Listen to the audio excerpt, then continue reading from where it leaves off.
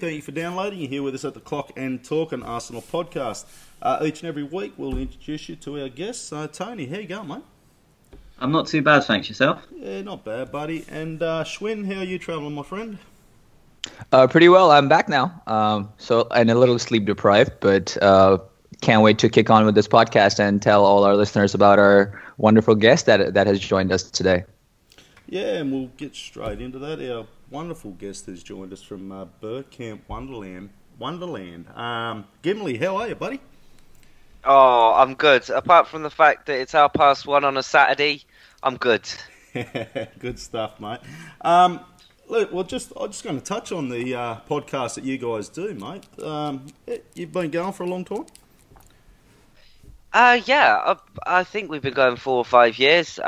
Me and Danny set it up when there was a distinct lack of Arsenal podcasts. Now there seems to be so many. But no, it's fun. I think that the podcast is therapy.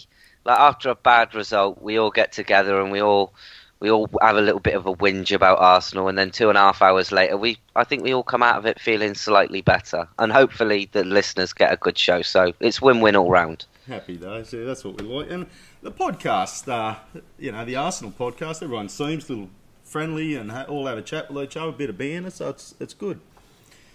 What's Bergamp Wonderland? How'd you come up with that name?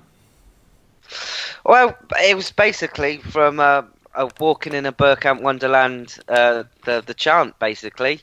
Obviously, me and Danny, Bergamp, I would probably say, was one of our favourite players, so it kind of went hand in hand and just went from there, and it seems to be a name that people like and enjoy, and after so many years doing it, it seems to be a name that's stuck, so we're happy. Yeah, no, I enjoy it, and I've been listening for many years, so it's you guys. Oh, poor fella.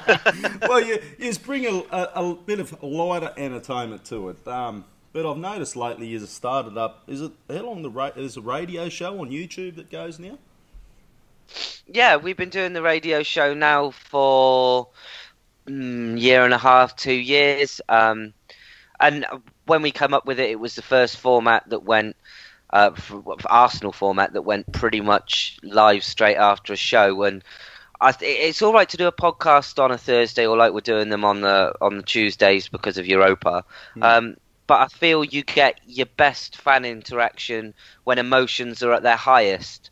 The radio show out-trumps podcasts because people are so either hyped or disappointed, or they want to get something off their chest. And to have that live format where they can interact with a host on a show or panellists on the show, I think it's a really, really good format to have. And it just seems to have gone from strength to strength, really. And it's got its supporters and the people that log in after every game. And yeah, it's really good. Yeah, nice.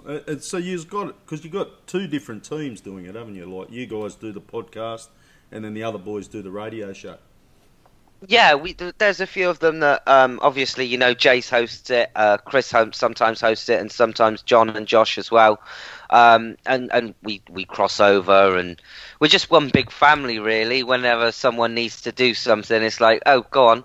Go over there and do that. Just host that one, or do we need some panelists on the radio show tonight? Who's free to do that? So we kind of just hop about and take the reins whenever we can. And I sometimes do some, although very rare, because after a game I'm normally really, really pissed off or just so happy that I just have a smoke. Nice. Okay, mate, we're going to ask you a couple of questions about how you got involved following Arsenal and whatnot, so I'll throw to Tony. So yeah, how or why did you become an Arsenal fan? Was it a family thing, or what's your story? It was pretty much, I grew up in Oxford, and all of my family were diehard Arsenal fans, even though the first game that I ever went to see was the Milk Cup final at Wembley with Oxford. All of my family are Arsenal. So I would have been lynched if I grew up anything else. I think I had my first shirt at about the age of 2 or 3. I mean, I can't, in all honesty, I was born in 1985. I can't really remember an awful lot before 1990. Unfortunately, Anfield 89 came a little bit before my time, and remembering things, obviously, what I do now, the memory ain't a pucker. But no, it was purely down to being a family thing and going up there and catching games with them. And I think whenever you went to Highbury, how could you not capture just how amazing that stadium was and the family feel of the club and the way it was run back then. And probably my oldest Arsenal memory was right into the club. And I remember a couple of weeks later, I've got something signed back from the club, and it was a signed photo, and I've just been hooked ever since, to be honest. And it's a love affair, isn't it? I mean, we're not always amazing. I remember back to the times when we weren't so amazing, but you take the shit times with the good times as well, and we've also been given an awful lot of them. So it's like one big roller coaster, isn't it, really? And I'm not ready to get off anytime soon. You mentioned a couple of instances where, some ups and downs, but if you had to maybe talk about one standout memory, your favorite Arsenal memory, apart from, probably your first game that you just mentioned, what would that be? Oh, my favorite Arsenal memory. That's a bloody good one. No pressure. Whatever comes to mind right away. No pressure, completely blank mind. My favourite Arsenal memory. It's probably the Invincible season. I was in Australia at the time, and I travelled around Australia and I watched the team do those amazing things that season. I know you could pick out Premier League titles or certain goals, but for me it was the place plus what I was watching and viewing and supporting my team. And I totally get the fact that you guys have to get up, or foreign fans get up at silly o'clock in the morning. I mean, that season nearly killed me. But it was a combination of a few things that just made it perfect for me. Fantastic. On the flip side, what's your worst memory or worst moment being an Arsenal fan? My worst memory or moment being an Arsenal fan? With hindsight, probably leaving Highbury. I mean, I went to Highbury a lot more than I've been to the Emirates, in truth. And I just remember the stadium and how amazing it was. And you're never going to get that back. And the Emirates seems a bit lifeless and a bit downtrodden. I know it's easy to say that there's absolutely no history there as it stands, because you can't really pick many great things that have happened there. But Highbury, for me, just because of the class and the marble halls and the tradition, and it's what I call Arsenal as home, because when I started supporting, and my fondest memories come from that Arsenal era. Yeah, I think the marble halls and everything that made Arsenal sort of was left behind in pursuit of, modernizing our club. But that's probably a discussion for some other time.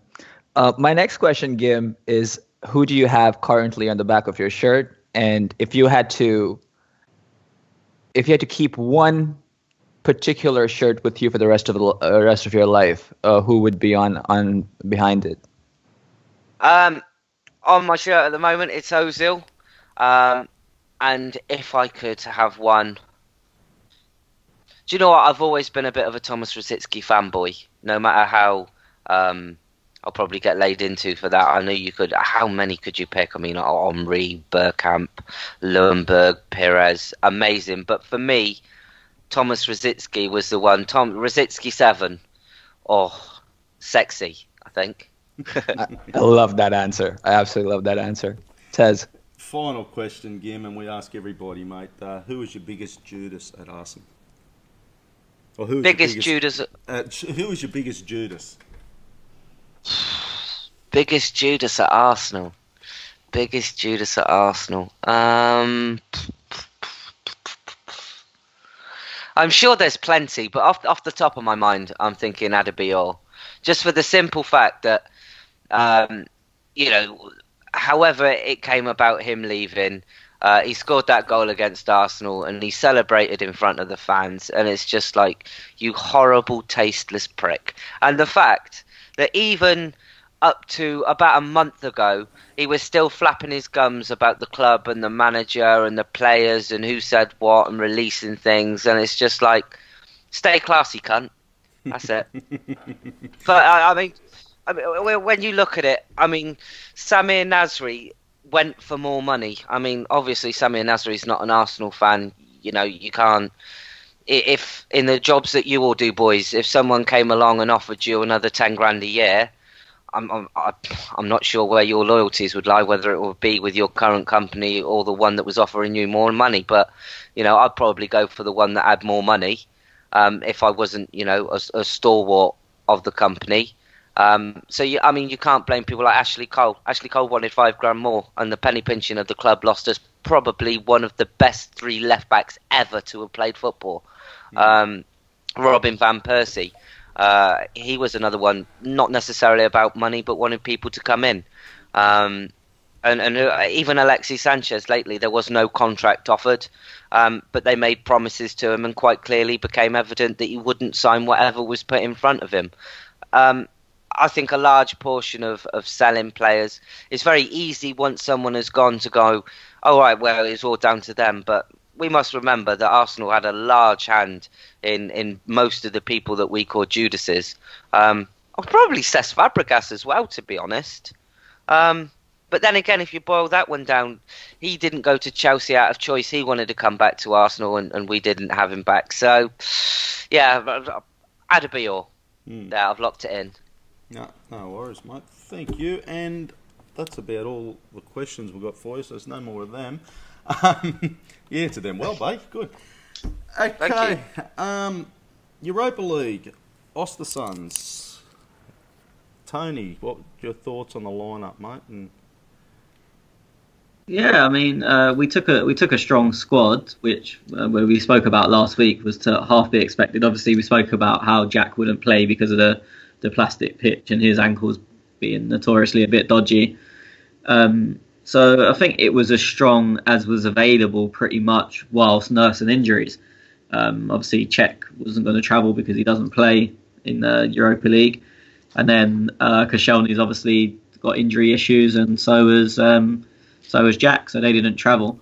But apart from that, it was pretty much full strength. And it's what we said on the pod last week, that they were trying to get the job done in the first leg, so we can potentially rest people before the cup final against City. Mm-hmm. You agree, Gim? Yeah, I completely agree with that. Obviously, like your man said there, he was never going to go to Jack Wilshere with that pitch. I think for me, I honestly thought that we might see a few more kids than we actually did. But with the game plan in mind, he probably played as strong a team as he could have done. Pretty much done in the first half, 3-0.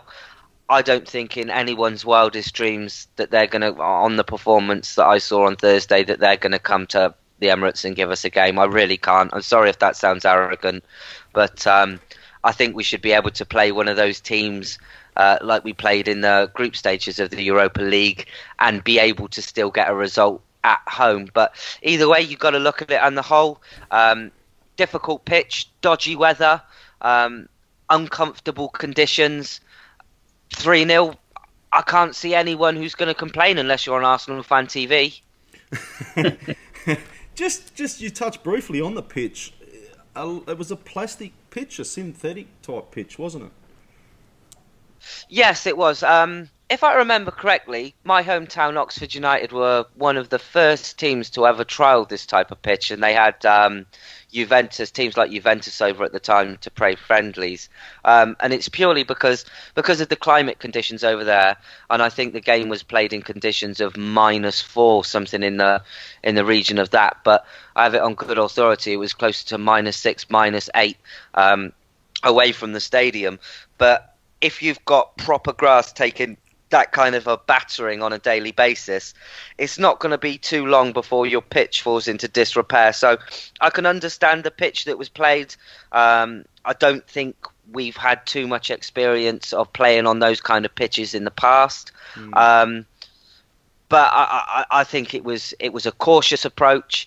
We were lucky not to walk away with any injuries. And job done, 3-0, dodgy pitch, no injuries, happy days. Schwinn, what was your take on it all, mate? Lineup was expected. Yeah, I remember us discussing that, it would be nice to wrap up this tie in the first leg itself, considering we have City in the cup final, 2 or 3 days after the second leg. So we had our doubts about if Wenger is going to go through with it, but he did. The likes of Mesut Ozil, Mkhitaryan, Mustafi were all in there. Not to mention Nacho Monreal, best player at our club, best player in the world probably right now, on form at least. I was surprised not to see Granit Xhaka in there. I thought, I thought El Neni would probably get a break, and maybe El Neni would feature in the second leg so that we can give Xhaka a break then, and maybe he can start in the final then. I'm interested to know what you guys thought of that and whether we'll see Granit Xhaka in the cup final. But other than that, as Gim said, 3-0, a comfortable performance, some dodgy moments here and there, but you'd expect that from us at this moment. But yeah, not much to complain about otherwise. Yeah, boo boy Xhaka, that's what they all are. Quite a lot of Arsenal fans, we've tailed him as the boo boy, but we're not booing him. But a lot of fans are saying basically, look, Xhaka should be dropped and El Neni step up. Is that? Look, yesterday we saw, well, not yesterday, but a couple of days we saw Ainsley Maitland-Niles playing midfield. Now, I know Gim said that, if you want to criticize, be on Arsenal Fan TV. But honestly, the amount of praise he's gotten is he had a decent game, no doubt, but he wasn't brilliant, nor was he playing in a defensive midfield role. He was more box to box. So I don't know whether people have turned a blind eye to the performance and to the nuances of the performance, but he didn't play the much coveted defensive midfielder role. So I'm sure we'll get into that at some point. And this is not a stab at El Neni. I thought he had a decent game. He kept us ticking, and he was very, very safe in possession, which is what he usually is. But he kept recycling possession, and he was quick at times to recover as well. But Niles was okay in my book. He wasn't brilliant as people were saying he was, and he definitely didn't make a case for a Premier League start, if you ask me. That's a whole different animal, and as I said, we'll get to that at some point, so we'll definitely talk about Ainsley Maitland-Niles. Tony, 2 players come to question, Welbeck and Ozil. How do you think they went, mate? Ozil didn't want to be there. I put it down to the pitch because he just wasn't stretching for any balls. He was literally playing with minimal effort. That's not to say he had a bad game. He was still arguably one of our better players, but it's like he just didn't want to take any risks. He didn't really run at people. He literally gave the safe ball every time. He was avoiding tackles. But as I said, that doesn't mean he was bad. He was just playing within himself, and you could argue it was clever considering the result we got. Had we lost, he would have been coming in. He would have got hammered for it, but we didn't lose. So then you say it's clever. He's come out of the game using minimal effort, not really injured. Well, not as far as we know injured. It shouldn't have taken much toll on his body. So you've got to sort of praise him for it in a sense. Welbeck, I know we've got a question later, which I'm going to kind of cover this, but I think he was very bad. But firstly, that plastic pitch doesn't suit him. And I'm not particularly trying to defend Danny Welbeck, but on that pitch, unless the ball goes to feet, it's very hard to run onto a ball because they don't slow down. There's no grass to slow it down. It just carries on rolling. And if there's one thing you don't want Danny Welbeck to do is have the ball at feet. You want him running onto to the ball to use his pace and power. And there was quite a few times where he was running for a ball and it just went out of play, just where, as I said, it doesn't slow down like it usually does. It wasn't just him that suffered that. There was a few through balls that looked easy for both sides, and the ball just carried on going and ran out of play. And as I said, it's just because the ball doesn't slow down on that type of pitch. So I think the conditions didn't really suit Welbeck. And again, I'm not overly defending him because I don't think he's a good player, but there was a lot going against him. And also, someone highlighted during the game that he's played 4 minutes of football since the Forest game, and they were at Tottenham at the weekend. So I think it's quite harsh to.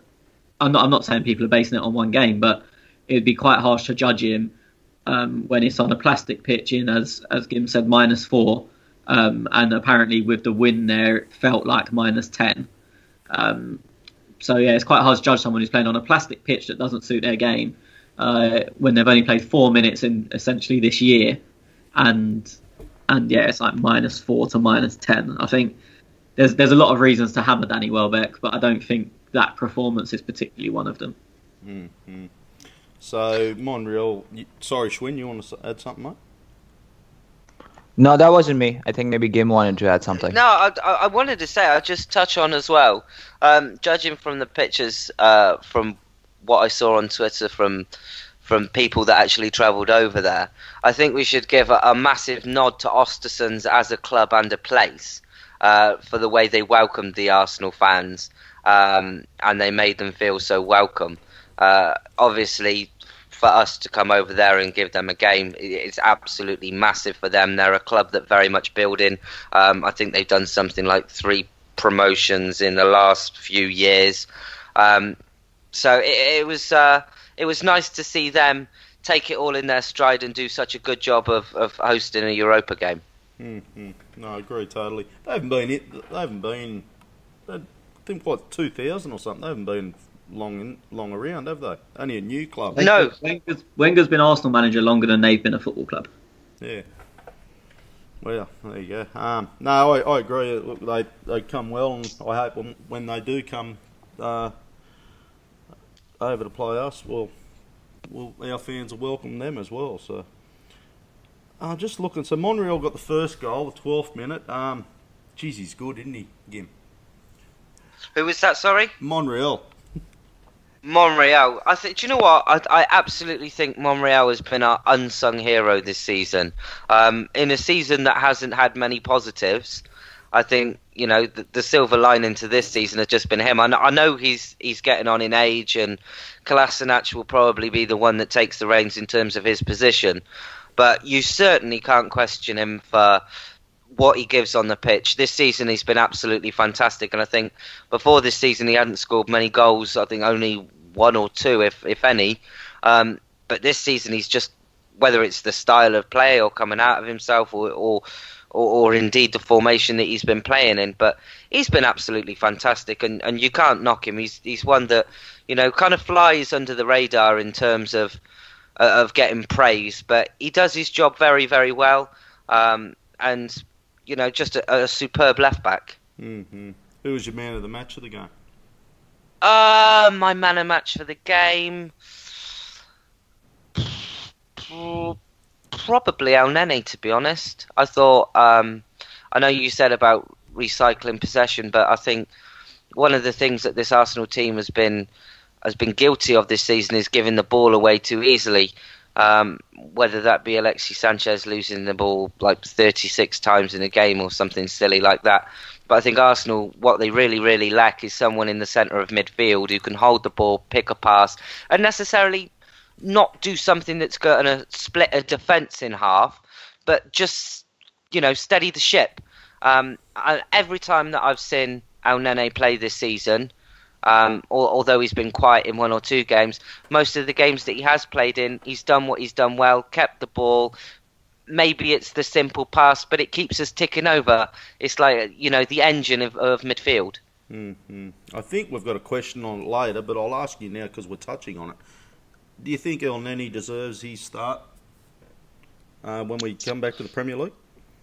That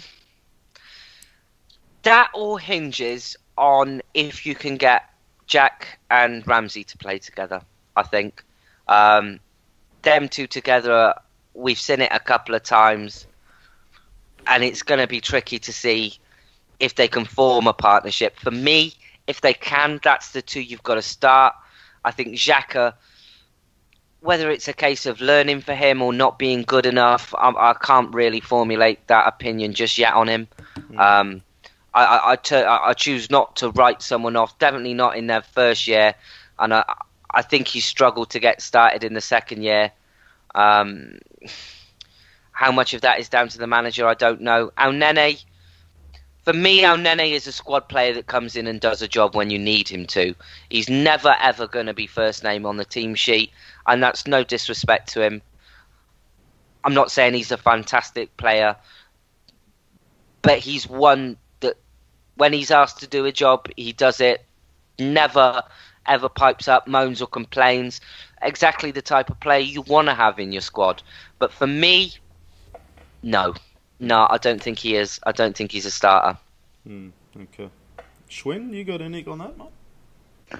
Well, first of all, I think Montreal should have been the captain. I know it doesn't mean a whole lot at our club, especially this season. I mean, we've had like 5 or 6 captains. It's almost a joke.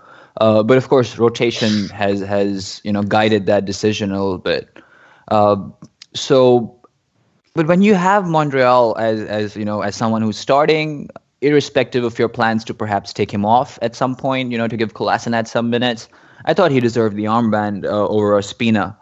I mean, I saw people talking about Ozil as well on Twitter before the game that he could have been a choice for the armband, possibly. I'm not going to dispute that too much. But Montreal just comes to play.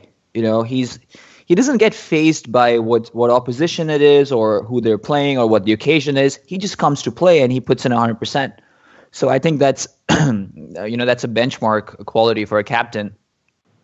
In terms of man of the match, I have to say Vic Akers was the man of the match. I mean, the man is rolling around -4, -10, as Tony said, in shorts. So I think he just proved to everyone that, he's the man of the match and the man of the club at the moment. So that's just my 2 cents on that. But on everything else that Gimu said, I think I agree with you. Elneny is a man who can do a job. I think ever since Coquelin has left, there's been more focus on Elneny, and there's been more objective deliberation on what Elneny brings into the team. I think before Coquelin had left, it was just about, thinning the squad a little bit, and no one really saw what either of them brought on in terms of qualities. But I think Gimli's spot on. He's a man who does a job. I don't think he's a regular fixture when it comes to starting, but he can definitely come in, calm down the game, slow the tempo, and sit between the 2 center backs, when we have a lead and we need to protect that. So I'd be shocked to see him start the cup final, if you ask me. Tony, who was your man of the match? I'm annoyed Schwinn stole my answer in Vic Akers, because that's clearly anyone that braves shorts in that weather and isn't running around just deserves some form of award.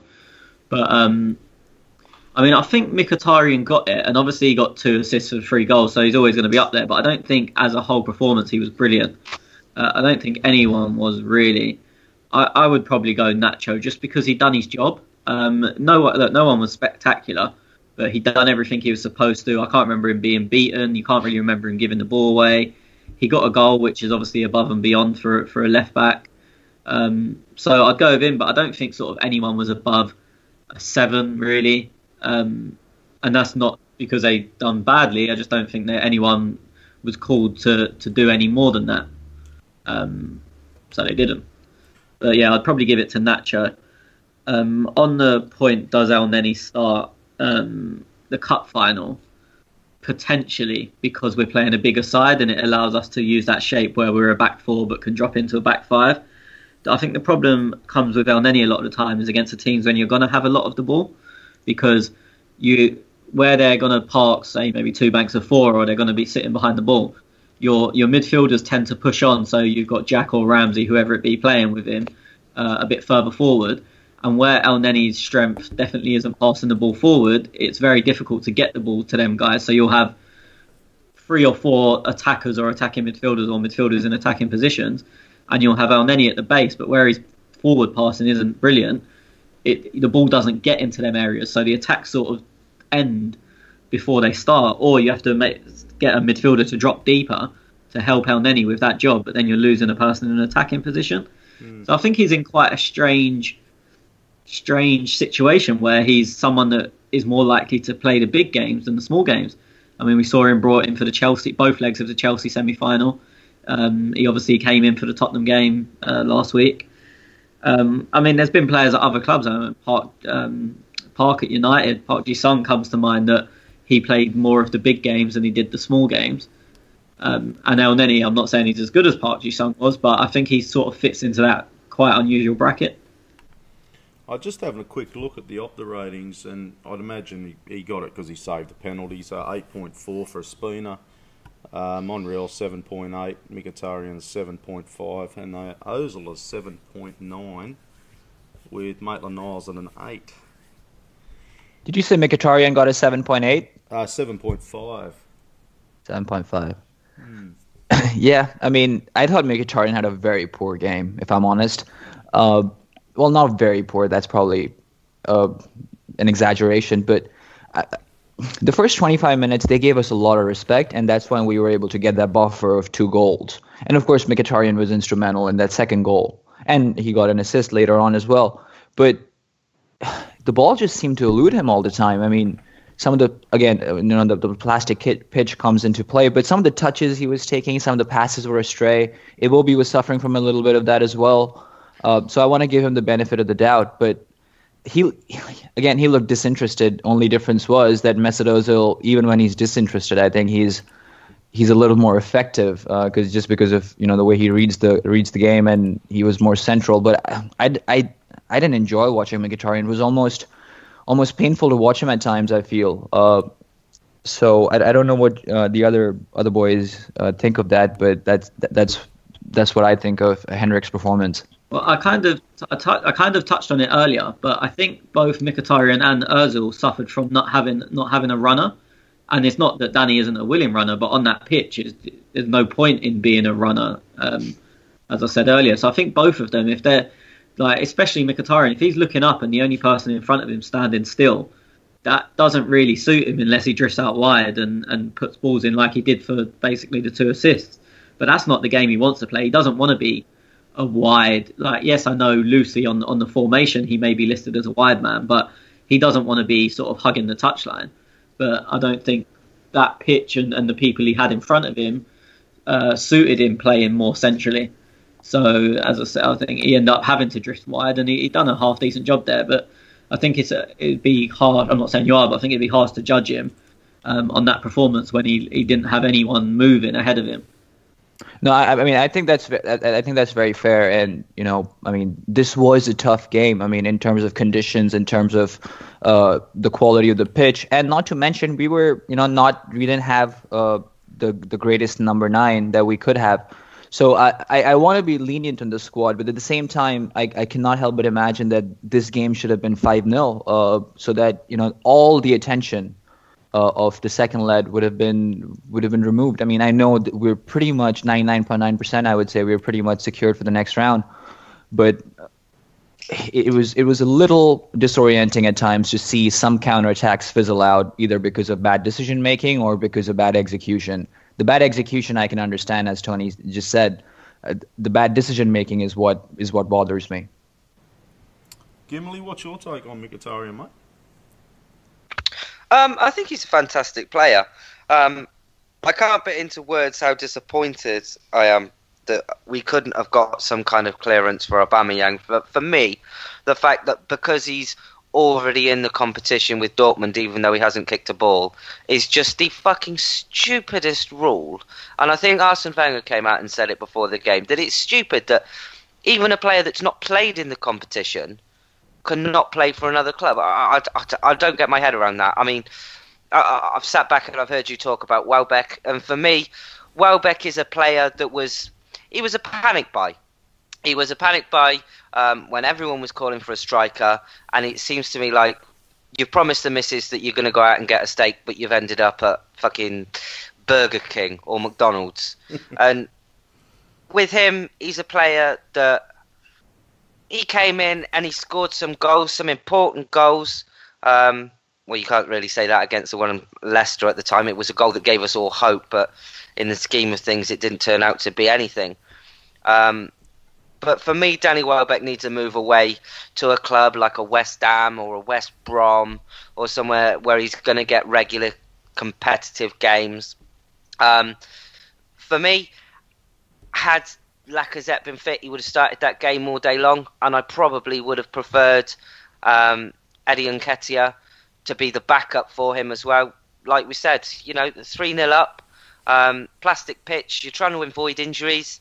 Put a couple of the kids on. I think for me, after the Tottenham game, Ostersund was the perfect game to kind of drag us up. Not like it's a guaranteed win, 90% guaranteed win, but a 3-0 will do good for the players. The youngsters got some game time. That'll keep them in the mix. It was good. It was positive. Well, let's go on to the next one. We play them again in 4 or 5 days' time. What's Wenger's lineup? Gimli? Is that for me? Sorry. Yeah, sorry, mate. Kids, hasn't it? It's got to be. It's got to be some of the kids. I can imagine you'll see Maitland-Niles. You're going to see Reece Nelson. You might even see Matt Macy in goal, depending on Ospina and what the terms of him starting in it are. But there's no reason why I don't think we can't put out the kids. I'm not saying we do a Forest and we put a bench out of kids as well. I think probably the most intelligent way to approach it would be to see players like Mkhitaryan, who are still getting used to the club, get game time. Players like Reece Nelson, who are young, hungry, and everything I've seen so far from him has been pretty positive. Maitland-Niles too. Just kind of sprinkle a little bit of senior in there, but the main foundations of the team has to be youth. With your big players on the bench, players that can come on and maybe change a game. I think that's probably the best way to approach it. Tony, you agree, mate? Yeah, pretty much. I was going to say, I think Mkhitaryan has to play but he can't play on the Sunday in the cup final. He's cup tied, so he wouldn't be, if he doesn't play on Thursday, he wouldn't be playing from obviously Thursday just gone until Man City in the league, which is the following Thursday. So it'd be 2 weeks with no competitive football. So I'd be pretty sure that he would play. But yeah, beyond that, I expect a group stage team, shall we call it. I wouldn't say a completely youth team, but you'll be looking at probably Chambers and Holding at centre back, Kolasinac, probably Maitland-Niles at right back because Hector will definitely play in the final and we don't have anyone else that can play there. It'll be interesting to see what he does in midfield because that will you'd imagine will dictate what we do in the final. If Elneny starts, then you'd imagine that he's probably not going to start in the final. But obviously it depends on the fitness of Jack and Ramsey. So it'll be interesting. But yeah, I'd imagine pretty much what we played in the group stages. I wouldn't be surprised to see Eddie play because obviously in the group stages we Giroud and Walcott took up 2 of our attacking positions in every game, but neither of them are there anymore. So I think Eddie or Reece or both one of them will definitely play, if not both. Probably Iwobi will get a start. So it'll be, as I said, a group stage team with some youngsters who are more on the bench in the group stages will probably get starts. And what about you, Schwinn? You got any to add on that, mate, or you pretty much agree, buddy? Yeah, pretty much. I mean, it's a dead rubber, and I don't think there's going to be a whole lot in terms of impetus that we'll put into the team because we got that cup final. I think this is a good time as any to talk about Ainsley Maitland-Niles, and I'll get the ball rolling. I mean, I already did a little bit earlier, but I do want to heed some caution. I know everyone's very excited about him, and he was decent, but he wasn't a star that day. And from what I saw on Twitter, that's what it seemed like people were talking about. So, Tez, if you want to get that started and see what Gimli and Tony think about, I'd be fascinated to know their thoughts. Yeah, well, I'm actually still unsure what fucking position he plays because he's had a stab at everywhere. So, Gimli, you got any on him, mate? I think Ainsley Maitland-Niles is supposed to be a centre midfielder, although we've seen him play, left wing back, right wing back, pretty much everywhere all over the park. He's a very confident young man. I think we've seen videos of him say that people have likened him to Patrick Vieira, or him likening himself to Patrick Vieira. I think as Arsenal fans, we're always guilty of someone having a couple of good games, or a youngster having a couple of good games, and then lauding them as the next pick any of the invincibles below. With him, I think he's still young. He's clearly a gifted footballer. But to say that he's going to make it at Arsenal, I think is too premature. I think he needs games. Whether he's going to get those games in his natural suited centre midfield role is a different thing. I happen to think that in the summer we'll go out and we will buy a world-class centre midfielder. Whether that will spell the end of him is anybody's guess. I think from his point of view, all he can do is when he's given a call is take it. And from what I can see at the moment, he's not necessarily done many things bad. He's not done many things good. He's just been doing. I want to say average. Yeah, I don't want to say average, because average seems harsh. Average seems below par, because he's not below par. He's just done it, Every time that he's been asked to do something, regardless of whether it's in the position that he likes, not in the position that he likes, he's gone and taken his chance. And I think at that stage of his career, that's pretty much all you can do. And it's nice to see that he's not getting the boo boys like Iwobi has. But that'll probably come in about a year's time. Tony, with a young player, playing him in so many different positions, does it fuck him up long term, or is it, look, he's getting game time, so he's happy to just get on the field? To be honest, when you're young, he's just happy to be trying to establish himself as a Premier League footballer. I mean, put it this way, and I'm not saying he won't, but if he doesn't make it at Arsenal now, because he has played in the Premier League, he'd get a Premier League move. Had he not played them games, albeit out of position, he'd be looking at the Championship. So he'll be more than happy to be playing wherever, even if he knows it's not his best position. And sorry, lost my train of thought there. So he'll be happy to be playing anywhere. And I think it's difficult for him because most people will say he's a centre midfielder, and he might even say that himself. But there's been no sort of real evidence of that. When he was on loan at Ipswich, he was played out wide. For us, he's played all over the place, pretty much barring centre mid until the other day. So I think a lot of the people calling for him to play centre mid probably definitely haven't really seen him do it at senior level. They may have at youth level, but it's a different ball game. A lot of players would say that playing out of position has helped them because they have to learn different things. So when they do move back to their genuine position, they've got more to their repertoire. My thing with Maitland-Niles at the moment, and it's something I've touched on with Lacazette quite a lot, is that everyone wants Maitland-Niles to be good, and everyone's claiming he should be our centre midfielder without ever really seeing him play there.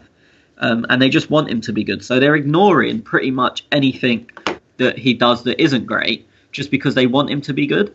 I mean, how many times this season have I said with Lacazette, like, people need to actually start watching what he's doing and I'm not saying criticise him for no reason, but when something isn't good, point it out as you would with any other player. Whereas I think with Maitland-Niles, it's like, as I say, I've seen people claiming he was man in a match the other day, as I agree with Gimli that I don't want to say average because average has become a bit of a criticism, but he was a 6 or 7 out of 10, which is by no means bad, but he didn't do anything that makes me think I would prefer him in the team to Granit Xhaka, if I'm honest. He's quicker, but is he as strong in a tackle? Probably not. Is he as good in the air? Probably not. Is his range of passing as good? Probably not. He's quite careless on the ball, Maitland-Niles, but he does work very well to recover it when he is careless. So I guess he makes up for his own mistakes there. But I just think at the moment it's people wanting him to be good rather than watching what he does. And he's by no means bad. But I've been seeing like people when they put on Twitter, this would be my Arsenal team for the last few months or so, and it's included him at centre midfield. And I just think, what is that based on? For what reason have you made that decision? And I've not seen anything, and I watch as much Arsenal as pretty much anyone else at all levels, and I've not seen anything that makes me think he could do a job there. All I've heard is him say, ideally my position is centre mid, but as I said, even in the Championship, that's not where he was playing. He's probably the best of our youth, isn't he? Well, I mean, even at youth level, like Willock was the one that stood out as a centre midfielder. That's why earlier in the year, Willock was playing as the centre midfielder, and people can think what they want about him, whether they like him or not. And I know they're slightly different. Maitland-Niles is not as attacking as Willock, but the one that stood out from the under-23s or the reserve games or the youth games, whatever level you watched them, was Willock rather than Maitland-Niles. So I know obviously Maitland-Niles is very highly rated at Arsenal. I remember when he went to Ipswich that the clauses that Arsenal put in that deal were unbelievable just to try and protect him. But it's not like he's ever stood out in that position. And even saying he's the best of that bunch, is that when you went through him, it's people's. I know they're different positions, but he wasn't like, wow, look at this kid doing great things for the youth team. It was Nelson, look at him doing these things. Then it was Eddie, and to an extent it was Willock. No one ever comes out of the reserve games or youth games saying, wow, I've seen a great player tonight. Or not talking about Maitland-Niles. So, as I said, I think it's just at the moment people want him to be good rather than him actually being, want him to be great rather than him actually being great up until this point. I thought, interestingly, I think all of his best games for us have been at left back. Yeah, I was just about to say that. I'm trying to think what the game was when he played in the left back, and I thought he was outstanding at that position. I haven't really he's had a seen few. much of him. Yeah. I was actually just about to bring that up, because if in isolation, if you had to look at two games, the Ostersund game, because that's the only game he's played center midfield in, versus the game against Liverpool, where his job was to neutralize Mohamed Salah. I mean, by a mile, that Liverpool performance was better. I personally feel that, and I think this has been spoken about before, that at Arsenal there's a problem that if you are good wide, then you'll be thrown into the middle because either the fans want that or the manager think that's the next step, if you will. Everything goes through the middle, and I mean, I know Ainsley Maitland-Niles personally prefers to play in the center of the park, but that's I think a part of a bigger problem at the club where anyone who's good out wide is eventually shunned into the middle of the park. Well, shunned is probably a wrong word because it puts more responsibility on you.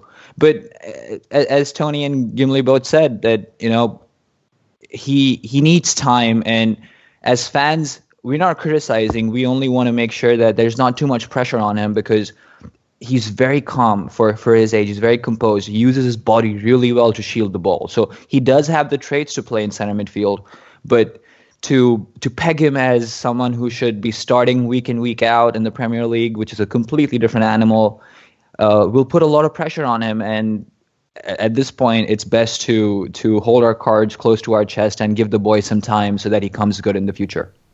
Yeah, just to add on that quickly, separate from Maitland-Niles, but another one that people want to seem to be starting defensive midfield every week is somehow Kolasinac. And it kind of goes to the point that our fans, if anyone does well in a defensive position and shows a little bit of strength, it's like, oh, well, they could be a defensive midfielder. It's just not how it works, and it's just kind of echoing Schwinn's point, but using a different player but it shows the same thing, the same idea. Since you brought him up, what has happened to him? He started off so well, and now he's hardly even getting a start. Personally, I mean, I was one of the only ones, I don't want to say criticising, but pointing out his flaws when we first got him, and everyone was saying he was brilliant. He was poor defensively. And I remember one time I was at a game, I think it was Brighton at home, and he had an awful first half.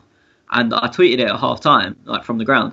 And every single reply was, oh, but he got an assist or nearly got an assist. And I was like, if that's your what makes you think a defender is good, then you're going to have problems, because he was awful defensively. He lets people run off him. I think his turning circle, I don't know if it's because of the size of him, but his turning circle is very poor. So when he goes forward, he can't get back. Any ball clipped over his head, he always struggles with, just because he can't turn.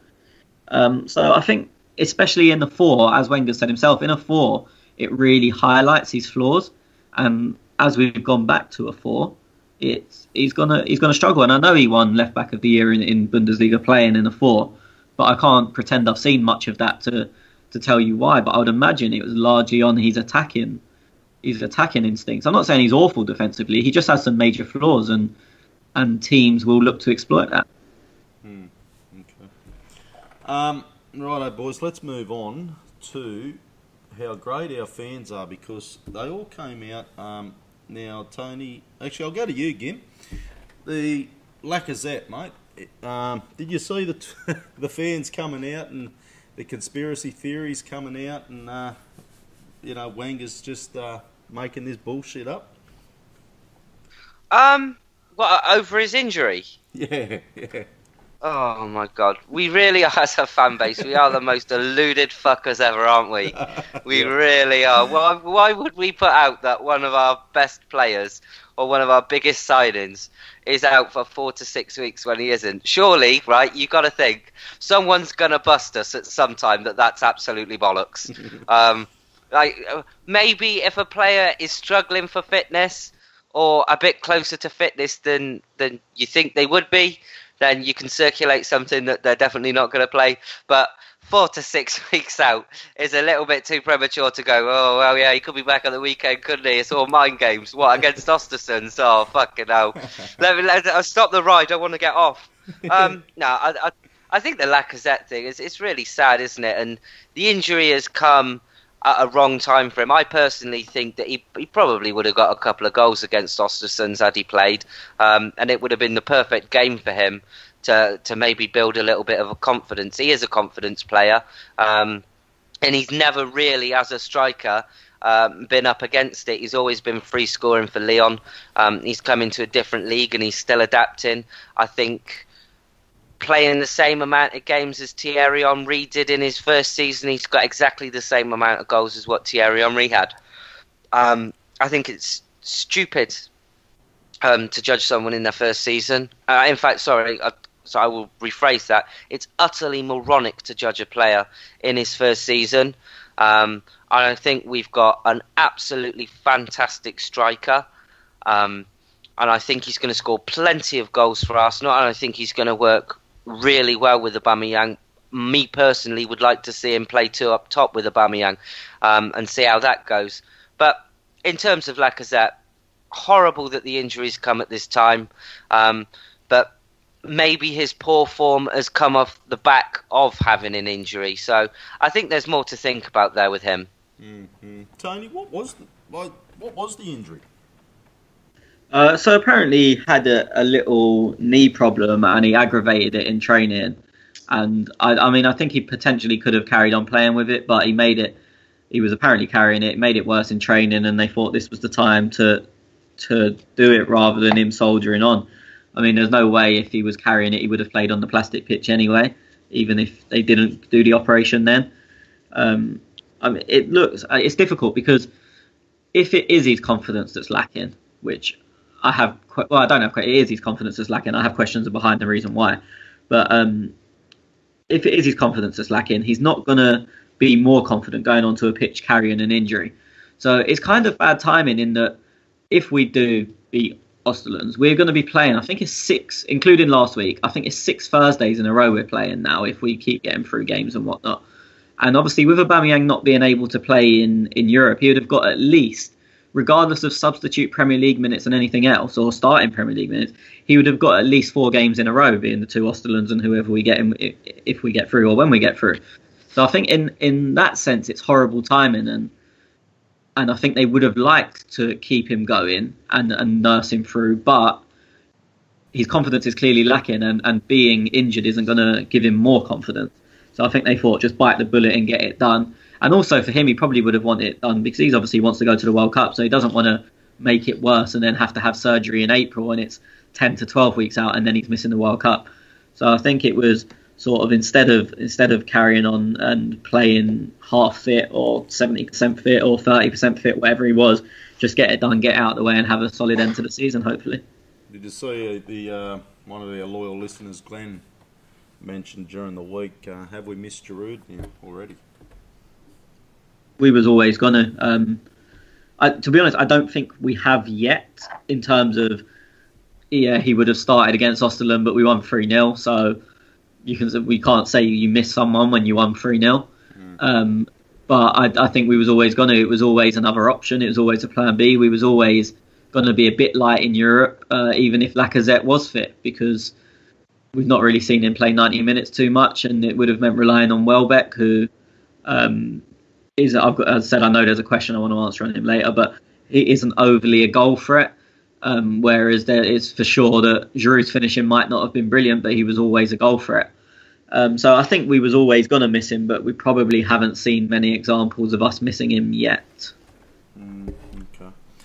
Boys, we've been hearing a lot of talk this week, Arsenal Fan TV, as Hector Bellerin come out and criticised the Fan TV and Robbie and the boys. So I'll just play a little bit of this, so if the listeners haven't heard it already. What do you make of Arsenal Fan TV? And do any players watch it, or are you told not to watch it? I don't think there's players that actually just go on the internet just so they're going to watch Arsenal Fan TV. It does sometimes pop up in your timeline. So, I've seen it sometimes. Or I have friends that they've been like, oh, have you heard that guy on Arsenal Fan TV? Like, I think it's so wrong for someone that claims to be a fan and their success is fed of a failure. So how can that be a fan? So I think there's just people hustling, trying to make money their way, which, everyone is entitled to do. But for us players, it doesn't affect us. Listen, if people want to have fun with it, let them have fun. But for us, we just, as I said, when you grow, you just realize what's important for you to listen to and what not to take. If a coach comes to me and tells me you've done something. Gimli, I'll go straight to you, mate, because I know you've been hanging to have a talk about this. So. Thoughts on it, mate? Yeah, fair play to Hector Bellerin. But all of those people that say that he took Arsenal Fan TV out, right? He was asked a question. And he gave a perfectly honest answer to that question, right?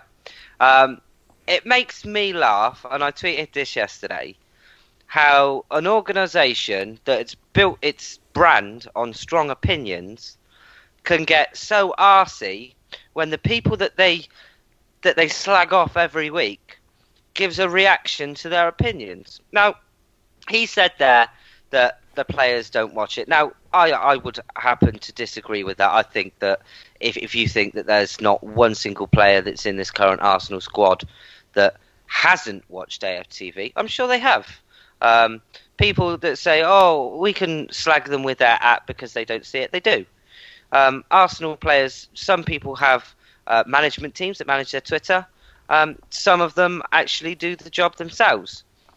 From my point of view, I think if you're big enough to chuck shit at someone, week in, week out, then you should be big enough to be able to take the shit that they chuck back. And let's be honest, what Hector said wasn't offensive. I don't think it's necessarily upset more than 10% of the fan base. I think if you go on Twitter right now, you'd see a lot of people calling for Hector to be captain, and that's jokes, I know. That's more people supporting him and what he said. Do they make a success off a failure? Yeah. If you look at the videos when we win, they're probably half the amount of clicks and hits than what they would be if we lose. I know from podcasting ourselves and doing the radio show that after we lose, we get considerably more people listen than we do if we win. That's just the sad. That's just the sad state of affairs. People are more vocal when they're pissed off than they are when they're happy. I think really the proof in the pudding is when you see, and I'm not naming any names, how some of the people from that organisation have responded on Twitter. And I think it's petulant, it's childish. One of the major problems that people have with AFTV is the smoke and mirrors behind the tickets and the games that people go to, and maybe how they've managed to get tickets to games where even season ticket holders have struggled. and lying that they're funding it all themselves when really it's not. I happen to have been told from behind the scenes that Arsenal do have some kind of an agreement with Arsenal Fan TV. I don't know what that is, but they are given tickets to go and see these games. Now, if I'm say Mark Ganella or I'm Ivan Gazidis and I'm watching Arsenal Fan TV and the likes of that snapback twat giving pouters to people like Bellerin and Arsene Wenger week in, week out, then I'd have to say, how does this credit our club? What productivity comes out from some middle-aged man standing there and talking absolute bollocks and berating the players and causing hostility amongst the fan base and calling us all to argue, and most of all, making us a laughing stock amongst other fans? Now, if I was Ivan Gazidis, I would pull their access to the stadium, I would stop giving them tickets, and I would deny them any use of the club badge or anything to do with Arsenal Football Club, and in essence attempt to shut them down. I don't think what they do or how they do it necessarily is a good thing. I think Robbie, many people have come out and tell you he's a nice bloke. I've had the pleasure of being interviewed by Robbie. I have been on Arsenal Fan TV. It's all on YouTube if you want to go and have a look at it. But what it was is it's a great platform that's been ruined by 4 or 5 people who spout the same bullshit week in, week out. And what it needs to be is it needs to be them outside the stadium and henpicking the people that come on. Also, or giving a brief analysis. You know, what are you? You Arsene Wenger in or you Arsene Wenger out? Were you happy with the performance? Were you not happy with the performance? Or if you're not catering to anyone's particular needs, you just pick people at random to come on, regardless of whether they're good speakers or not. But you know, you know why they don't you? No, exactly. Because what it is, if you see that daft twat, he's having a rant about X, Y, and Z, then there are people out there that will go out and look for that video to click on it because it's utterly moronic and it's funny and it's embarrassing for us as fans. That's why they do it. And they are all characters. Don't get me wrong, they're all characters. They're not genuine people. Now, I'm not questioning whether they support Arsenal. I'm not doing that. I mean, regardless of whether they've been going there for 2 years, 5 years, 10 years, a decade, whatever, right? But if you support a club, there's a certain element of that's supporting. And when you're giving negative interviews and digging people out week after week, you just come across as a bit of a negative dickhead. And I think that's what it is, really. And I think, to finish it off, and I'm sorry, I've probably spoken way too much about this, but I think Hector's comments were absolutely bang on. And it's refreshing that a player has actually come out and said that. And take aside the other part of the interview, and this is where I finish. Not only did he talk about Arsenal Fan TV, but he talked about loads of other topics on that evening, if you listen to the whole thing. I think it was about an hour and a half. And the thing that I got from it was what a well-spoken, nice lad that he is. And a great representation of Arsenal Football Club. And I think because he's been on the scene for so long, we can often forget that he is still only 22 years old. And I'll raise my coffee mug to Hector. And fair play to you, lad. Schwinn, what's your take, mate? I have a lot to say on this, so I'll just pick up where Gimli left off. But I'm not going to take sides on this because I don't think that's why I'm here.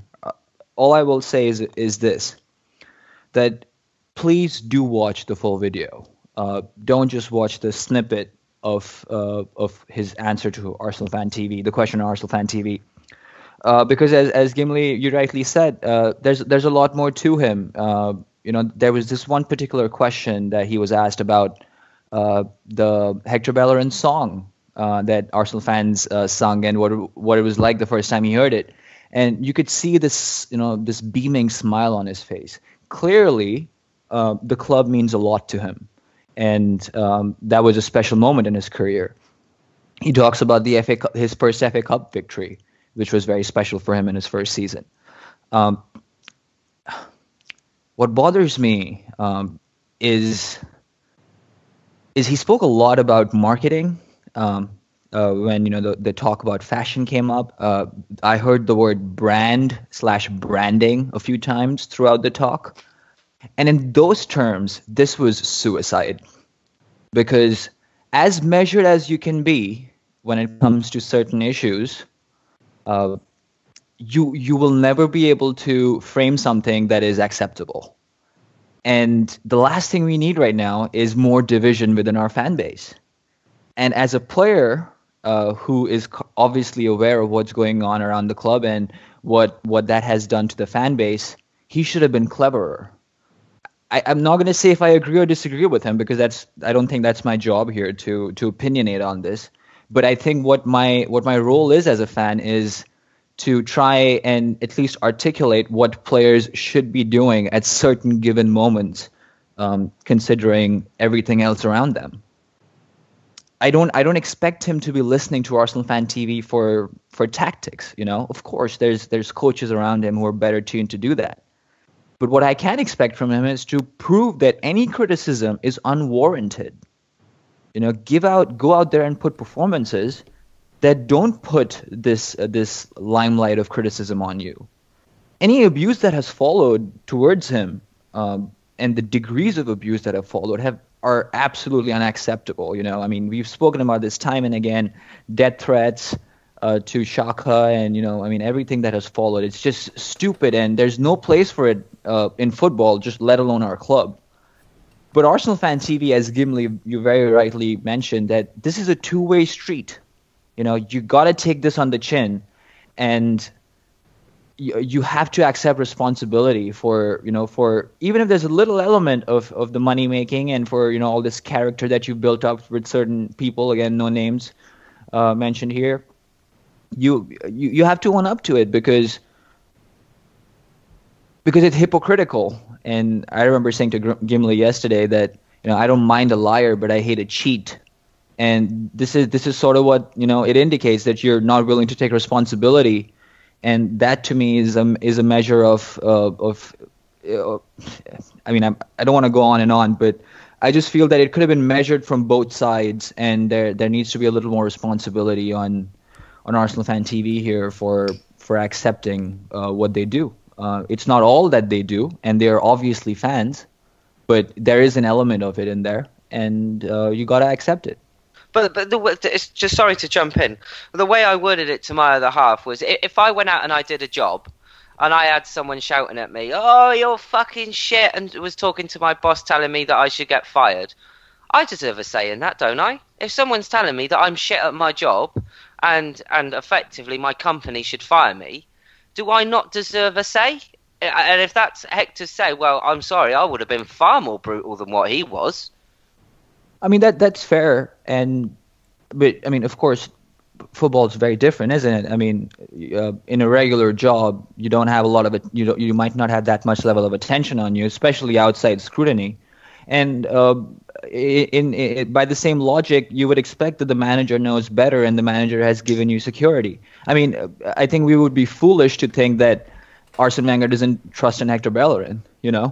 So any criticism that is directed towards Hector or any of the players is mostly not real. It's a figment of, as you said, of a lot of emotion right after the game, and Arsenal Fan TV, credit to them, has done very well to capture that, for better or worse. So in a public setting, you will always have external criticism and external pressure. How you cope with that and how you internalize that is what separates you, especially as a professional athlete. Again, I don't disagree or necessarily agree with Hector. I just think this is a tense moment in our club's journey or history, and it doesn't help to do that. It was a quirky answer. He probably didn't expect that question, and in terms of spontaneity and in terms of hindsight, he probably regrets it. Maybe he doesn't. I just think it would have been a better answer, or been more measured, to either deflect off the question or be a little more calculable in his answer. Tony, what's your take on it, mate? I think people have taken it too far on both sides, really.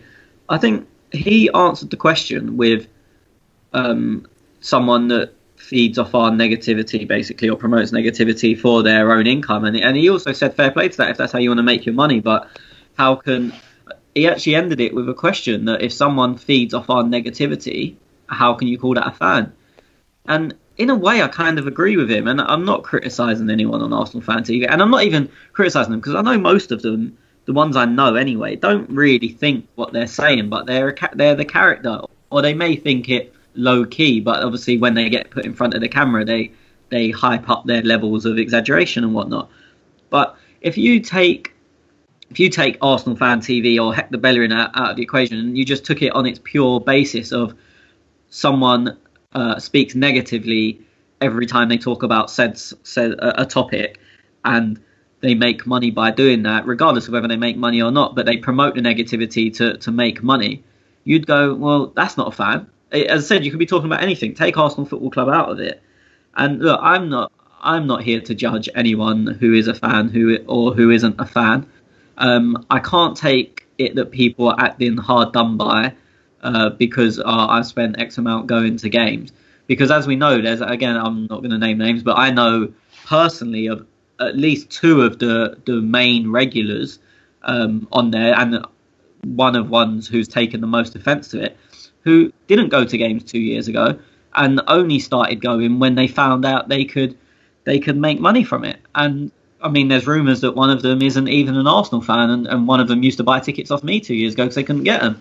And then suddenly, as Gim said, that the club started helping them out in some way. But as I said, I think if you just look at it the pure basis, if someone is only there to spread negativity, I mean, I'm not going to go into religion, but if someone does that with a religion or an ideology, you say they're a hate preacher. But with them doing it with Arsenal, suddenly they're still supporters the same as everyone else.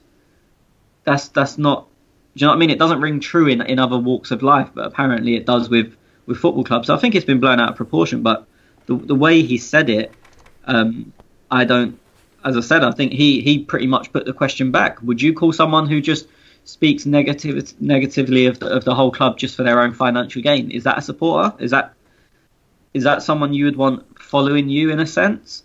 As I said, questioning in loyalty is a bit much, but I don't think he really did that. I don't think he said, "Oh, you're not a real supporter because you do this, that, and the other." He just questioned it. And also, I think Arsenal Fan TV has, and look, as I said, I know a lot of the guys and I like a lot of the guys, but it has spread that. When I was coming back from Swansea, as everyone knows, I was on the coach, the supporters coach, and you've seen the video from that day. But there was a guy on there who, and I checked yesterday when this story broke, he had an interview after the game moaning about how much money he'd spent to get there and how he wastes all his money on Arsenal and whatnot. And that video got 300,000 views. He's not a regular on Arsenal Fan TV. I think he goes on there when he goes to games. But on the coach on the way back, he admitted he didn't even know how much an away ticket was. And they're all the same price. So it's not like it's different prices every week and it's confusing. They're £30. So he didn't know how much the away ticket was. He'd been to 3 games that season, this season so far, up until the Swansea game. So he's going ranting away saying, "Oh, I spend all my money on that." Well, one, that's your choice. That's nothing to do with the club. You pay to go and see Arsenal. You don't pay for the win. That's not what happens. Like, you never know when you buy that ticket what's going to happen that day. But obviously, he's created this story. I spend all my money, and he's acted really irate about it. And it's got 300,000 views, or it did when I looked a couple of days ago. And you think, you're just an actor. And that is what Arsenal Fan TV's created, in a sense. I dare say, look, some of them are very big fans, and one of the ones that gets criticised the most, I know has been going to games for years and way before Arsenal TV, and I'd imagine will still be going long after Arsenal Fan TV. But it has created this generation of actors or people just trying to get money, and they're spouting a common view that they know will get views on Twitter, and it will make them a name. Like, you even see them with their nickname on the back of their shirt, so they'll have the number of their favourite player, and then not their real name, not their surname, not a player's name, but their nickname as known on Arsenal Fan TV. And again, they're just trying to create and promote themselves. And I think That's what Hector was having a dig at. Not, as I said, I don't think he was calling out the people that have been going for years and whatnot. I think he was just calling out the people that, as I said, they literally only reason they go is to spout negativity for their own gain. Yeah. Look, I don't know what to fucking say because I'll only get myself into shit. But as a look, as a foreign fan, as you guys know, I'm from Australia, and I got no fucking time for them, boys. As far as I'm concerned, look, I had zero respect for any of them because I see it on YouTube. I see my friends tag me in this shit on Facebook, and I think, what the fuck is this crap? You're not there. I'm not going to say you're a fan or you're not a fan. You may be a fan. I don't know the fucking bloke from Bar of Soap. But what I see on my YouTube video or on my computer or on my Facebook page is some fucking clown sitting there taking the piss out of my club. And that's what I see, boys. I had 2-3 weeks ago, I was listening to Gooners in the USA, the boys over at Mike and Andy, and they had Robbie on the podcast. Look, and talking to Robbie in that environment, it was very good. And I agree with what Gim said. If you're going to be a fucking true fan TV, walk out that Emirates, grab a fan, what do you think of the game? You got all these fucking clowns on every week. What, the DT, that other clown who blood this, blood that. Mate, I'm telling you, he fucking blood out here, I'll fucking drag him out the bush and belt the fuck out of him because I've got no respect for him. He's apparently an actor. Troops is apparently an actor. So 100%. He was who used to buy tickets off me. Like, and to be honest, I've said this on here before. He's a nice bloke. I never watch Arsenal Fan TV, so the first time I met him was he was coming to buy tickets off me through a friend, and he didn't say blood, fam, anything like that once. And then a few weeks later, I was on Twitter and I saw a meme taking the piss out of him, and I thought, like, how do people even know who this kid is? Because I literally had nothing to do with Arsenal Fan TV at the time. And then obviously I started seeing videos being uploaded and him saying blood, fam, and could barely speak English pretty much. And I was like, that is not... I was stood speaking to him for an hour after a game when he was collecting tickets from me, and I wouldn't have had a bad word to say about him. So he is completely an actor. And that's probably my biggest problem with it. Like, I agree with what Hector said. I'm glad Hector had the courage to fucking say what he said. I don't think he was questioning whether they're fans or not. I think he's probably more questioning that they're making millions of dollars from an article that I read about Robbie on the negativity of the club. You're not really... you're not bringing us as fans the right perspective, are you? Like, you know what I mean? Like, it just fucking shits me. But you have to question what was the rationale between starting Arsenal Fan TV? The rationale to starting my podcast was to put a show out that people would enjoy and get behind, and that people would give their time to every week. Not 1 second, not 1 minute when we thought about putting the podcast out did any one of us think that it could be for financial gain or we get any money out of it. I mean, we've got the odd perk along the way, like not tickets or anything like that, just from things people have sent in or from ex-pros, but 99.9% of the stuff we actually give away back to our fans anyway. I mean, I don't know whether they started it for money. Like, there's rumours that there are a few of them that aren't even Arsenal fans. I heard that Robbie wasn't even an Arsenal fan before Arsenal Fan TV started off. I mean, if you're doing it to make money, then I'm sorry, but I don't see how the fans can get behind you. And all I can say is it's refreshing to see the backlash that's been on Twitter this week, or this weekend, should I say, and the amount of people that have stood behind Hector instead of siding with Arsenal Fan TV. And let's hope that this is the start of the slide of people actually supporting the club instead of slagging it off. Yeah, well, I seen, and I think you answered it, Tony, on our Twitter account, like one of our followers mentioned to us that, you know, they're the same as us. But Gimli points out, we don't get paid for this. We're here just because we love talking about Arsenal, and hey, the fans, the listeners, they enjoy obviously listening to us because the stats suggest, don't suggest otherwise. Was that you, Tony, that answered that? Or? Yeah, I mean, the point I was trying to get across, and it's a bit difficult in limited characters, and I didn't want to do like a Twitter story where you're just talking for the sake of it. But the point I was getting across is people listen to us and they don't know what they're going to get. One week, like, I've been called both the most positive man on earth and the most negative man on earth in successive weeks. They don't know what they're going to get because it's my true feelings. Whereas, look, I don't watch Arsenal Fan TV, but I'm pretty damn sure that I could load up a video of Claude and it's going to be negative regardless. I could go back to probably, as I said, I've not seen it, so I might be wrong, but I could go back to the Everton game, which was our best win in ages. Aubameyang, everyone was on a high. Mkhitaryan got 3 assists. Aubameyang got his first goal, and there would be some negativity in it.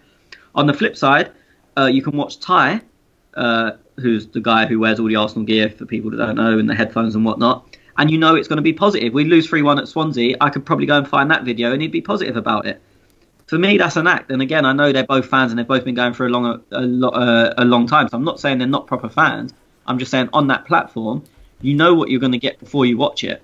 Whereas I think with us, the difference, what I was trying to point out to our follower that questioned it, was you don't know what you're going to get from me, Schwinn, you, or any of our guests from one week to the other, because that's natural. One week I'm happy, I'm delighted. The next week I'll be pissed off.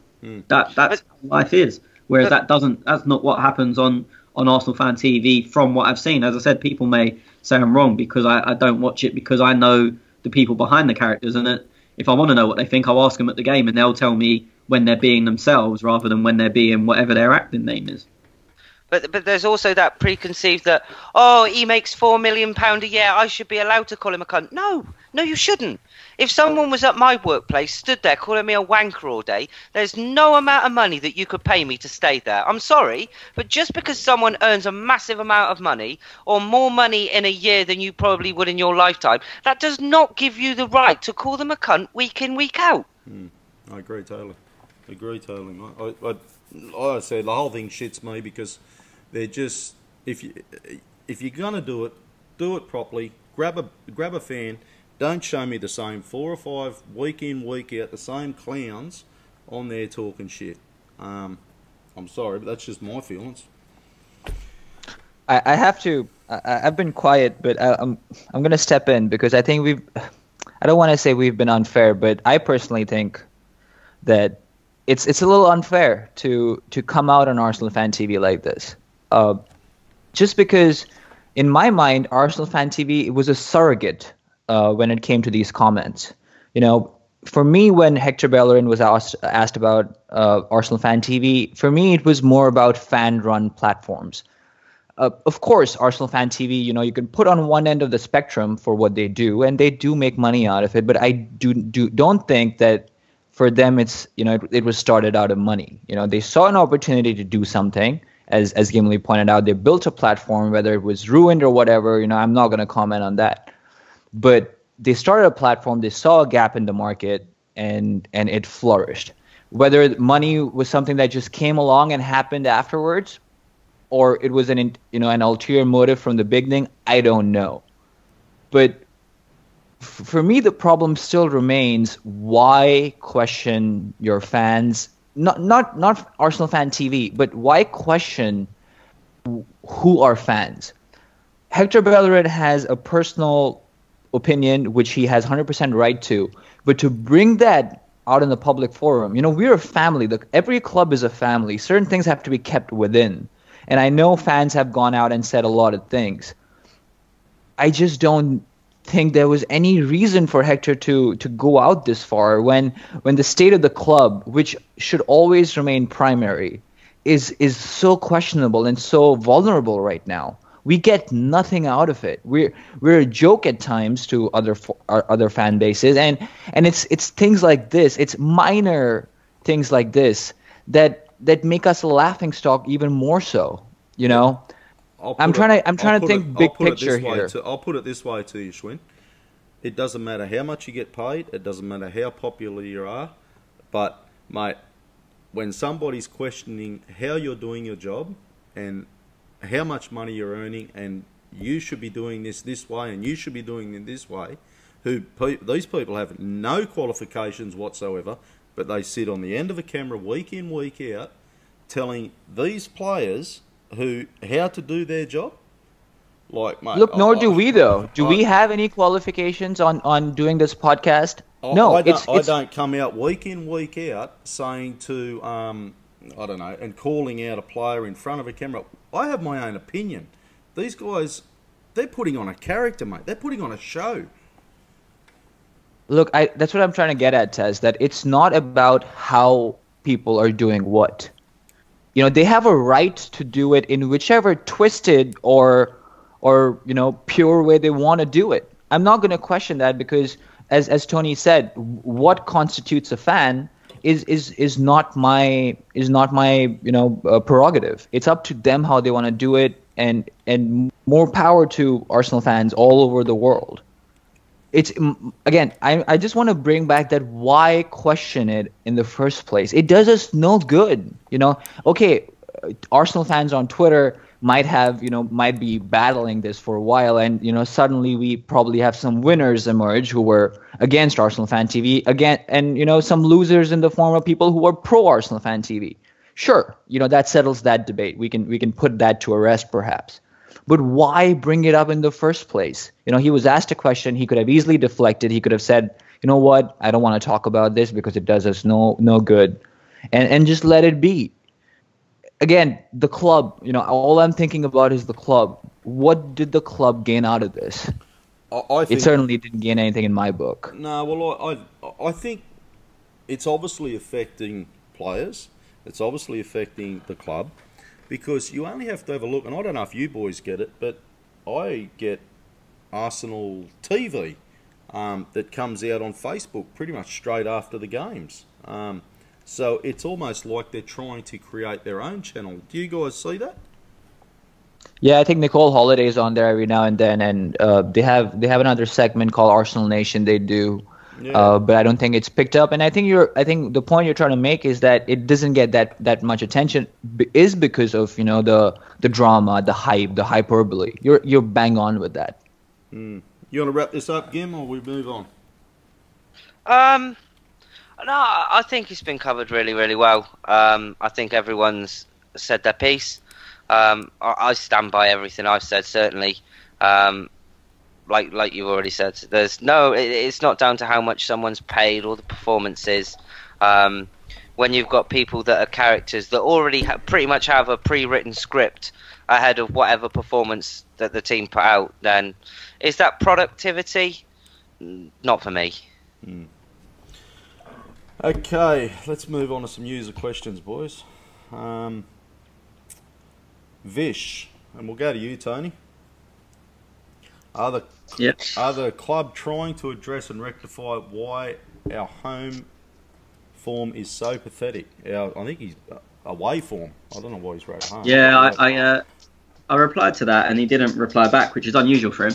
I can only assume he meant away because our home form, we're joint second in the home form table with United, who have a 2-goal better goal difference. So he must have been talking about away. I mean, every result the club try and rectify. Every loss, every draw, if it's an unexpected draw. So are the club trying to do it? Of course they are. They don't think, we've lost, let's go and do that same shit again next week. I think even with the players they brought in, Aubameyang to stretch the pitch, which helps against especially bigger sides away. I think we've got to look at since the changes. I know Mkhitaryan played 20 minutes at Swansea, but we've only played Tottenham, and you can be firing. I don't like to give Tottenham credit, as no Arsenal fan will, but you could be firing on all cylinders and lose to this current Tottenham side. They beat United the week before they played us. They absolutely destroyed Liverpool at home. So I'm not taking it in isolation because it's been all season, but I think some of the changes that we tried to make, a slight change in shape against Tottenham. So some of the changes we've tried to make to rectify that poor away form maybe didn't show in that game just because we were facing a good quality opposition. Whereas the results against the likes of Swansea and Watford and anyone else we've not taken 3 points away from are more to be questioned than losing to the likes of Liverpool, Tottenham and City, as we have done. So I think the real answer to that question will come when we play Brighton is our next away game, I think, on the 3rd of March. So then we'll see real answers to that question, because we'll have all of our new players in. They'll have time to play with each other and understand how to play better with each other. And we'll be playing a quality of team that you would out and out say we should beat. As painful as it is to say, Tottenham aren't that team anymore where you go, oh, we should be beating them. I mean, Alex Ferguson famously, his team talk when they to play Tottenham, he would go into the dressing room and say, lads, it's Tottenham, you know what you've got to do today. Tottenham aren't that team anymore. So I don't think you can judge if we change things based on last week alone. And as I said, Brighton and whoever we've got next away after that will show more about what's going on than Tottenham ever will. Okay, one for you, Gimli from Savvy. Get fucked, Savvy. Because he said, is it finally the time to drop Xhaka? And he said, no offence, Tez. Is it finally time to drop Xhaka? I think Ainsley Maitland-Niles can be given a go. And as I said earlier in the podcast, I definitely think that there's something to explore with Ramsey and Jack in the centre of the park, isn't there? Should he be dropped? His performances have probably answered the question. I think maybe, it's the time to give him a rest. I think I did say that after the last game he played was the Spurs, because I didn't think he was that good anyway. But maybe just drop him just for a couple of games. But he's one I really want to see come back. Gim, I want him to be a good player. I think that's more the case. So. No, I'm the same. I'd love to see Xhaka play. When he was brought in, we all thought we had a quality player, didn't we? And there's no reason for us to think that we haven't still got a quality player. It's just going to take time. I happen to think that under a new manager, where the players tactically know what their roles are within the team, that Xhaka will flourish. Schwinn, what are your thoughts on the upcoming games against City? This is from Vish again. He goes on about he was a bit worried about the Spurs lineup. He's a bit concerned about Aguero, Sane, Silva. Do you think we can defeat them? Well, coming into this month, I was a little optimistic, but Pep's magic has worked again, and the Barcelona doctors have come through. Wink, wink, Chris, if he listens to this podcast. But I don't know. It's going to be a tough affair. Jesus is back in training, so they've got a fully fit squad raring to go. It's going to be a test for them because it's the first trophy, and they're possibly looking at at all the competitions they're still in. So this would be a good test for them, and I think this will be a very good test for us as well, because we just lost at Wembley, and a victory at Wembley, especially in the final, would bring a little bit of that groove back. But it's going to be very tough. I want to be honest, and I want to say that I'm not the most optimistic, but it is a one-game affair. I mean, if both these games have to be looked at very differently, even though they are right next to each other. The first one is completely a one-game affair. Do the job and you're done. You're done in terms of winning the cup. So I think we have a better chance in the first one as opposed to the second one, even though we played them in the league at home. But I cannot help but imagine that City will be 100% strong, and they will put out, just like us, a fully fit squad. In terms of a prediction, if I have to put one out there, I would say we lose, unfortunately. But sorry, go ahead, Tez. Aubameyang, he can play in this game, can't he? He can, and I think Mkhitaryan misses out, to Tony's point earlier. But I don't see a way for us to go through, and it's our defense that that stands out. I really doubt our chances, to be honest. Okay, Tony, Zane says, is Hector Bellerin a captain material? There it is. Yeah, I mean, look, obviously this is coming from what he said the other day. And I messed up earlier when I said who was man of the match, because it should have been him, because that statement came out just shortly after the game. But no, I mean, he's not captain material. Take out that statement. Most people didn't want to play, and including me, probably don't think he should be in the Arsenal first team. Don't think he's good enough for the Arsenal first team. He is clearly our best right back at the moment, but a lot of us think that there should or could be improvement there. So no, he's not captain material. I understand where the questions come from, but no, I really wouldn't want to see Hector Bellerin as our captain. And I'll just stick with you, Tony, quickly, because Vicious said, what's the name of the breed of your dogs, Tony? They're always heard in the background trying to get in on the action. Think they're trying to voice their thoughts on Arsenal fortune as well. Yeah, so it's Snow the Golden Labrador. To be honest, he knows more about football than me. It'd probably be better to get on this podcast. But yeah, he's always rattling around because he thinks I talk nonsense and he wants to go. Big up the Labradors. Yeah. Who we got? Gim. What do we got? Akash. Okay, he's wanting to know whether he want Horn or Butland. Who is better? Horn is the one at Cologne, isn't he? Yeah. To be honest with you, I've not seen a lot of either of them play. But I think that probably the one thing that Butland has on his side is his nationality, and moving forward, the fact that you have to field so many English players or homegrown players, so to speak. So, yeah, probably Butland over Horn. But from what I hear, they're both very good keepers, both of them. Schwinn Zane says, how do you guys fancy our chances in the big teams in Europa League? Well, I don't know how many, if our listeners have checked out some of the other results. I'm pretty sure they would have at this point. But Napoli were destroyed by Leipzig in the first leg. And I'll just cut in on that though quickly, because he came out and said that Europa League wasn't their priority, and he fielded a B-string team.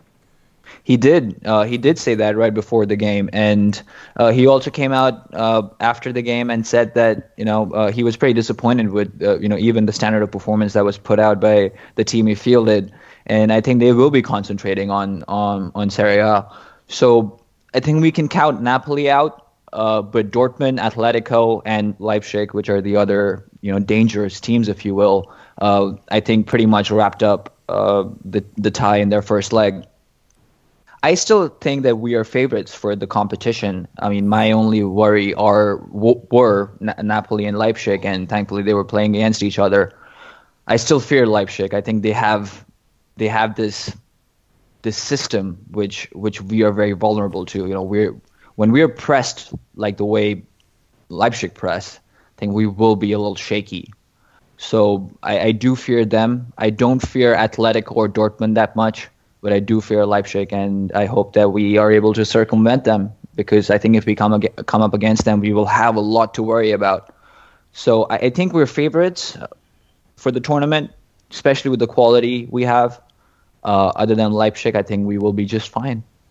I am a little bit concerned about Dortmund with because that Batshuayi, he's bloody 4 goals in 3 games, or 3 goals in 4 games.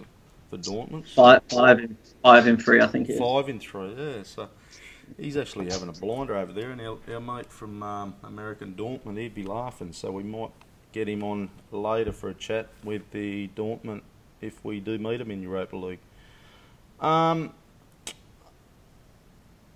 Akash says, Tony, Arsenal's next transfer plans, targets, budgets, non-homegrown players shifting out, buy English players. And he's mentioned Sarri. I mean, a lot of this we've covered before, so I don't want to go into too much detail. Sarri, I'd be surprised if he is a target. We've been linked, but he may be on the list, but I doubt he'd be high up on it. The homegrown thing, I think it's only in the squad, not a matchday 11, so I think we're pretty much all right with the likes of Holding, Chambers. I know he said sell non-homegrown and bring him in, but I think this goes on to another question, but I think Welbeck will probably go in the summer. So I'd say we're more likely to lose a homegrown. Interestingly, we've been linked with Ozkan Ozcup, who used to play for us, who's now at Besiktas, I believe, somewhere in Turkey, but his contract's up. And apparently we're very, very keen on re-signing him.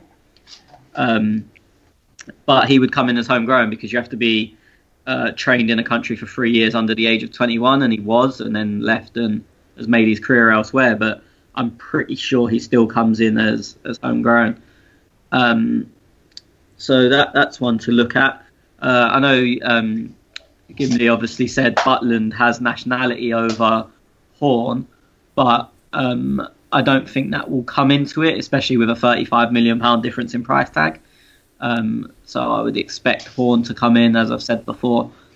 But beyond that, I don't think the English homegrown is an issue, because British counts, we're still hopefully going to have Aaron Ramsey. We're still hopefully going to have Jack. Hector counts as homegrown. Rob Holding, Callum Chambers, and then you've got any amount of Maitland-Niles, Willock, Nelson, and Ketia, if they're included in the first team squad, all count as homegrown. Danny Welbeck, if he's still there. So I think I think we're okay in the homegrown sense. You'd assume Matt Macy's going to be third choice keeper, so it's another homegrown in the squad. So I don't see that as an issue. I think they'll go out and buy who they want to buy or who they can within their budget. To be honest, I don't think I'd be surprised if we signed any player apart from Ozyakup that has a homegrown status. Okay. Again, Shree says, why are we so ineffective on counter attacks? We seem to always run through the middle rather than down the flanks and cross or cutbacks.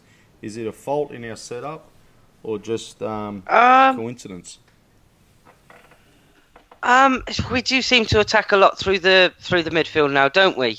And I don't really think that we've had the midfielders there to really help that style of play. We do every now and again see great counter attacks, like the goal against was it the Wilshire one? When we see Wenger ball. But I don't know, to be honest. I don't know why we're so effective on attacking in the wings. I happen to think that this summer we're going to go out and buy Malcolm, and I think that will kind of... It will alter what types of attack we can have, or whether we go through the middle or down the wings. I don't think that there's any plan to play Mkhitaryan on the wings at this moment in time. I think he's going to be through the middle as well. So I don't think anything's going to change for the moment. I think the club's still rebuilding. And I think the style of play after this summer will change significantly. So I don't think if you're worried about it, that it's going to be an issue for too much longer. Can I jump in on this question? Because this is the one I've been talking about when I've said I'll speak about it later. Yep. We've got no wide players, essentially. All of the players that are played there all want to be in the middle. So you're never going to attack wide when the players... I mean, at the moment, Tottenham, it was Mkhitaryan and Ozil. They're going to tuck in. So you've got no one to go wide. They're also not the type of players... They're not the paciest. They're brilliant passing the ball. So they're not going to be running in behind to create that counter-attack. Also, and it's a problem I've had with Arsenal for a long, long time, is we have no one willing to run in behind. And this is why... I often criticise Danny Welbeck for his lack of ability, but I also often say, and I often get criticised for it, that I quite like him because he's the only one that gives us something different. In both the FA Cup final and the semi-final, he ran both Chelsea and City ragged because he runs away from the ball, and he is literally our only player that does that. We're bringing Aubameyang to hopefully do that now. The issue with him at Tottenham is he was so isolated that he would run away from the ball but have no one anywhere near him to give the ball to. So yeah, for me it's choice of player and style of player the reason we're less effective on the counter attack. And there's our little dog trying to get in on the action again. Now anyone, Oshwin or Tony, this must have been one of you boys talking about, so any of you boys jump in here. Correct me if I'm wrong, says Red Falcrum. You always said that Wenger doesn't set up his team to defend, but why we always let oppositions to have the ball, especially against top 6 teams? I mean, I commonly say Arsenal aren't set up to defend, and I think it's pretty much clear for anyone to see that watches us. And I think letting them have the ball is probably a bit rich. I think especially as I said, where we draw everyone in, that everyone wants the ball to feet, we're quite easy to get the ball off because you don't have to worry about space going in behind. And then when they get it back, they tend to look after it more. So I know obviously this is based on Tottenham last week where they had, I have not even seen the statistics, but I'm pretty certain that they had more possession. But that's not because we let them have the ball, it's because we couldn't get the ball off them. Possession wins games. It doesn't win games, but it gives you a huge hand in winning the game. But if you can't get it, which is what happened. I think we're way too open, and as I said, I think it's very clear we're not set up to defend. Other people may disagree, but I think that's blindingly obvious, to be honest. And last question goes to you, Gimli. From @Gooners in the USA, Mike says. We know Mike. We like Mike. Yeah, he's a good bloke. Approximately how long is a train ride from Gimbletown to Cambridge in mid-March? We need the Oreo filling for the fat guy, sandwich that's brewing, and surely will spill over into the bath. Also, should Welbeck practice shooting more? The train to Danny's house. Any trip to Danny's house is far too long for me, to be honest with you.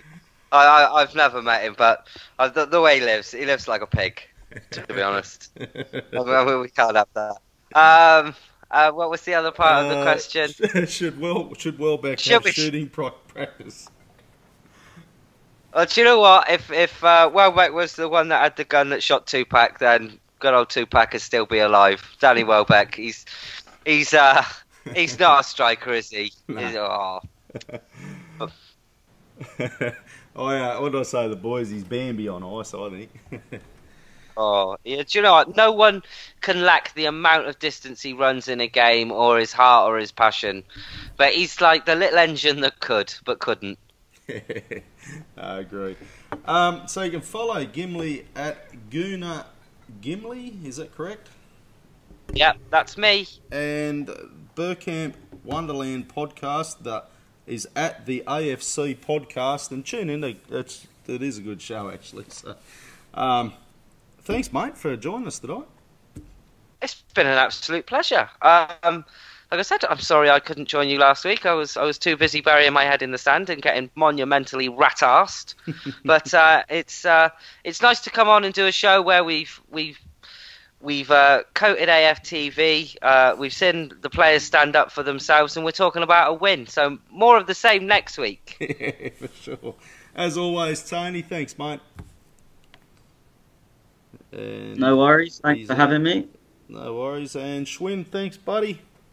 Thank you. I'm going to cut in just for a brief moment here and just say that as Arsenal fans, we don't like Tottenham, but this past week Ryan Mason came out and said that he's going to be retiring, and we know that Peter Cech has been helping him out with his recovery from his injury and whatnot. So quick shout out to Peter Cech and quick shout out to Ryan Mason, and good luck to him.